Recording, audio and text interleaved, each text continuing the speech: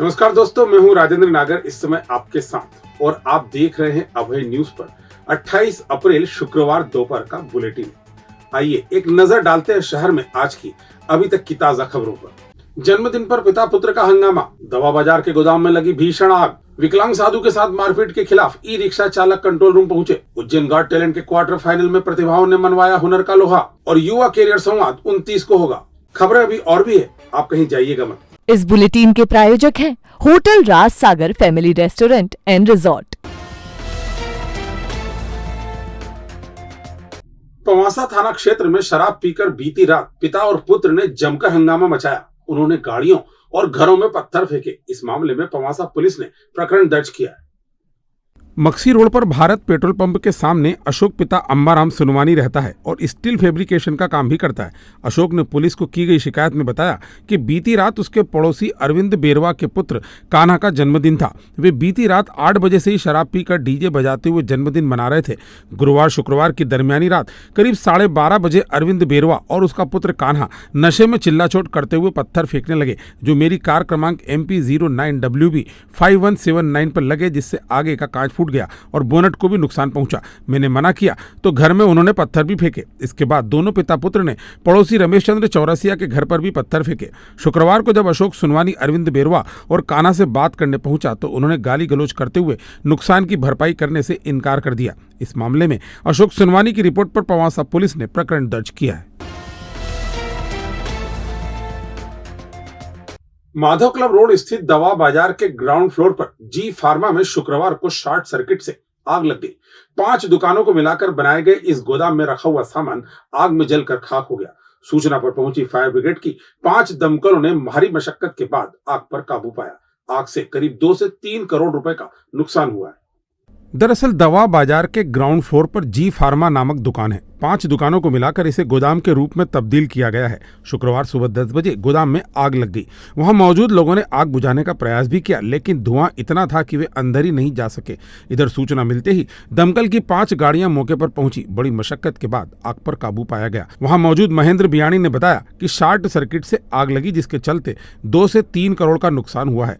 यहाँ हम आपको बताते चलें कि दवा बाजार में आग लगने की यह पहली घटना नहीं है। इससे पहले 1 अप्रैल को भी ग्राउंड पर पड़े कचरे में आग लग गई थी, जिसमें एक कार जलकर खाक हो गई थी। ये घटनाक्रम ऐसे हुई है कि अंदर आग शॉर्ट सर्किट से लग गई है। लगभग है कम से कम करोड़ के ऊपर ही है, 2-3 करोड़। जी फार्मा ये तो अंदर ही अंदर मालूम पड़ेगा। अभी तो 3 दुकान पे आग लगी। सर अभी चल रही है गाड़ी, 4-5 फाइटर लगे हुए हैं, 2 वाटा लारी भी लगी हुई है, वो लगातार अभी जारी है। आग कंट्रोल में है सर। 4-5 दुकानें हैं सर। अभी तो हम कर रहे हैं, अभी कार्य कर रहे हैं हमारा, फिर उसके बाद देखते हैं काई से आग लगी है। 4-5 गाड़ी फाइटर लग गए। ई रिक्शा चलाकर अपना आजीविका चलाने वाले निर्मोही अखाड़े के विकलांग साधु के साथ गुरुवार रात श्री महाकाल लोक के बाहर वर्ग विशेष के ऑटो रिक्शा चालकों द्वारा की गई मारपीट के विरोध में शुक्रवार को ई रिक्शा चालक लामबंद हो गए। उन्होंने कंट्रोल रूम पहुंचकर जय सियाराम के नारे लगाए और पुलिस कप्तान को घटना की जानकारी दी। इस पर एसपी ने उन्हें उचित कार्रवाई का आश्वासन दिया है। जानकारी के अनुसार निर्मोही अखाड़ा के विकलांग साधु बालक दास महाराज ई रिक्शा चलाते हैं, जिनके साथ गुरुवार रात को महाकाल लोक के बाहर ऑटो रिक्शा पार्किंग पर कुछ वर्ग विशेष के ऑटो चालकों ने सवारी बैठाने को लेकर विवाद करते हुए मारपीट की थी। इससे आक्रोशित होकर श्री महाकाल लोक के आसपास के ई रिक्शा चालक शुक्रवार को एसपी कार्यालय पहुंचे थे और अपनी समस्याएं बताई। इसके बाद एसपी सचिन शर्मा ने बालक दास महाराज की बात सुनकर उन्हें उचित कार्रवाई का आश्वासन दिया है। इस दौरान बालक दास महाराज ने अपने साथ हुई मारपीट को लेकर शिकायती आवेदन भी सौंपा। ये रात को 8 बजे लगभग की बात है।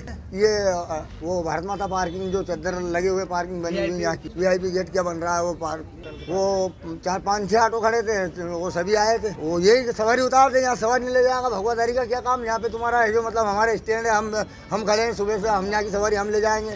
तू कौन होता है सवारी ले जाने वाला? नहीं उतारेगा तो देख लेंगे, तेरे को उतार नहीं तो आगे दिन आना मत। और एक ने मेरे को पकड़ लिया, झापट की भी 2-4। कल का घटनाक्रम ऐसा है कि बालक दास जी महाराज एक संत हैं। ये चूँकि पैरों से विकलांग है, तो इन्होंने ये सभी साथियों ने मिलकर उनको एक ई रिक्शा खरीद कर दी कि जिससे वो अपनी आजीविका का संचालन कर सके। कल जब ये महाकाल लोक पर कल ये अपनी ई रिक्शा लेके खड़े हुए थे, तो एक वहाँ से कुछ सवारी इनकी ई रिक्शा में आके बैठी। वहाँ पर जो मुस्लिम समुदाय के जो ऑटो रिक्शा चालक थे, उन्होंने आके इनके साथ मारपीट करी और इनको धमकी दी कि इस क्षेत्र हमारा और इस क्षेत्र में आज के बाद अगर गाड़ी लेके आया तो तेरे लिए ठीक नहीं होगा।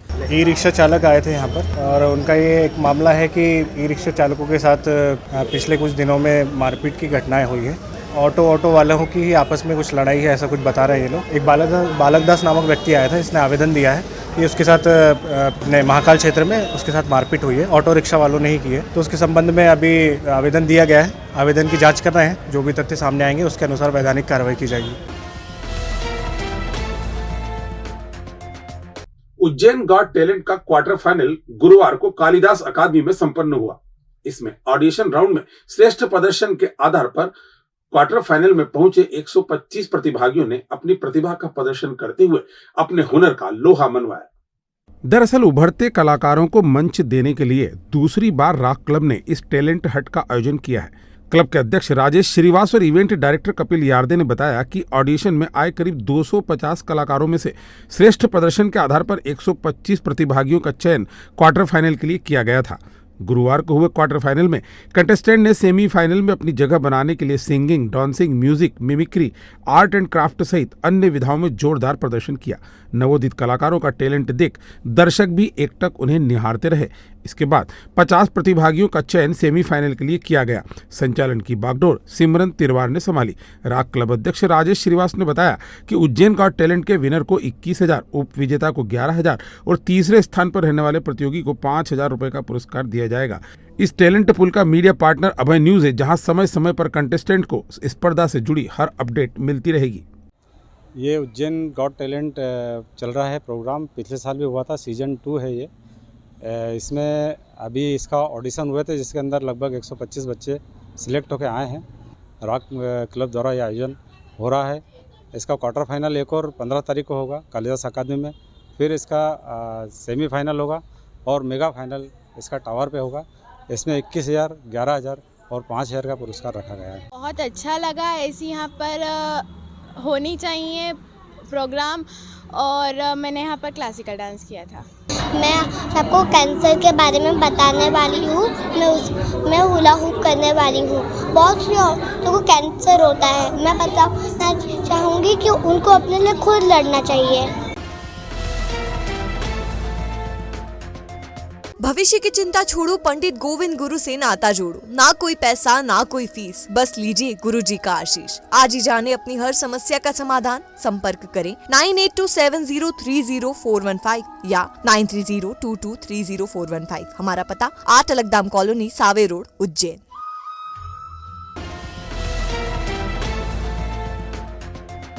कौटिल्य एकेडमी की उज्जैन शाखा और विक्रम विश्वविद्यालय द्वारा 29 अप्रैल को युवा कैरियर संवाद का आयोजन किया जाएगा। यूनिवर्सिटी के स्वर्ण जयंती हॉल में दोपहर 2:30 बजे से होने वाले इस आयोजन में 12वीं एवं ग्रेजुएशन के बाद प्रशासनिक तैयारी के संबंध में युवाओं को मार्गदर्शन दिया जाएगा। युवा कैरियर संवाद के मुख्य अतिथि मध्य प्रदेश के उच्च शिक्षा मंत्री डॉक्टर मोहन यादव होंगे। विशेष अतिथि के रूप में मध्य प्रदेश बाल अधिकार संरक्षण आयोग के अध्यक्ष द्रविंद्र मौर्य, नगर निगम की सभापति कलावती यादव, विक्रम विश्वविद्यालय के कुलपति प्रोफेसर अखिलेश कुमार पांडे एवं कुल सचिव डॉक्टर प्रशांत पौराणिक उपस्थित रहेंगे। मुख्य वक्ता कौटिल्य एकेडमी के प्रबंध निदेशक श्रीधांत जोशी होंगे। कौटिल्य एकेडमी ने स्वर्ण जयंती हॉल विक्रम विश्वविद्यालय के अंदर दोपहर 2 बजे ये संवाद का आयोजन किया है। इसमें समस्त विद्यार्थी जो ऐसा सोचते हैं कि मुझे प्रशासनिक सेवाओं में जाना है और उनके सामने ऐसे कई सारे चैलेंजेस होते हैं जिन्हें उन्हें फेस करना होता है और कई सारी ऐसी समस्याएं होती हैं जिन्हें उन्हें तत्काल निराकरण करना होता है। उसी समस्याओं का समाधान करने के लिए एक छोटा सा ये सेमिनार आयोजित किया जा रहा है और क्योंकि संवाद है तो यहाँ पर हम सुनेंगे नहीं, चर्चा करेंगे विद्यार्थियों के साथ, शिक्षकों के साथ, और जो हमारे मार्गदर्शक आ रहे हैं श्री सिद्धांत जोशी सर, और जो टॉपर रहे हैं 2016 बैच के विकास कुमार आनंद सर, जो वर्तमान पे डिप्टी कलेक्टर हैं, वो रहेंगे और आपको बताएंगे कि किस तरीके से हमारी प्रिपरेशन होना चाहिए। और आपको पता है कि 21 मई को MPPSC का प्रीलिम्स एग्जाम है और उसकी तैयारी इस कम समय में किस तरीके से की जानी चाहिए और किस तरह की जानी चाहिए, उसके बारे में वो निश्चित रूप से बहुत वृहद चर्चा करेंगे। पिछले 2 दिनों से मौसम में आए बदलाव के बाद शुक्रवार सुबह करीब 11:30 बजे बादल बरस पड़े। कुछ देर हुई बूंदों की रिमझिम ने शहर को भिगो दिया, जिससे मौसम भी सुहाना हो गया। हालांकि बूंदाबांदी कुछ ही देर में थम भी गई, लेकिन बादलों की आवाजाही बनी रही। दरअसल वेस्टर्न डिस्टर्बेंस के चलते मौसम ने पिछले 2 दिनों से करवट बदली है। गुरुवार शुक्रवार की दरमियानी रात करीब 12:45 पर गरज और चमक के साथ जोरदार बारिश हुई, जिसके चलते सड़कों पर पानी बह निकला। करीब आधे घंटे तक झमाझम बारिश का दौर जारी रहा, जिससे मौसम में ठंडक घुल गई। इधर शुक्रवार को भी आसमान में बादल छाए रहे। सुबह करीब 11:30 बजे काली घटाएं बूंदों के रूप में बरस पड़ी। हालांकि बूंदाबांदी का सिलसिला कुछ ही देर में थम भी गया। जिवाजी वेधशाला के अधीक्षक डॉक्टर राजेंद्र प्रसाद गुप्त ने बताया कि वेस्टर्न डिस्टर्बेंस के चलते मौसम में बदलाव आया है। लगातार डिस्टर्बेंस के चलते अभी मौसम ऐसा ही रहेगा। ये थी आज की ताजा खबरें। कल फिर इसी समय आपसे मुलाकात होगी। तब तक के लिए नमस्कार।